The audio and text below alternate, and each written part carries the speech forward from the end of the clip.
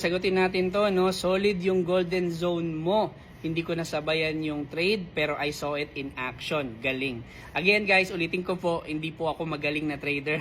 Okay, hindi rin po ako pro na trader. So siguro profitable lang talaga. Okay, pero yan guys, no, kasi every morning na nagkakaroon kami ng mga trading sessions, so live trade yan.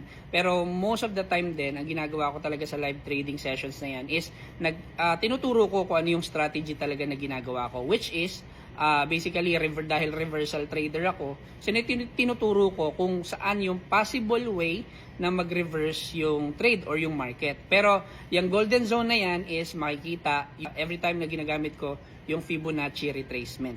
So tinuturo ko kung saan yung possible na potential na magre-reverse, and kanina kasi yung presyo kasi ng gold pumasok dun sa golden zone ko, and yun nga sinabi ko sa community na talagang magbabay ako dito and I will go all in sa longer pips kasi nasa golden zone siya, which is nangyari nga. So tumalbog, no, and yun yung ginagawa kong strategy kasi yung tinatawag natin na reversal strategy.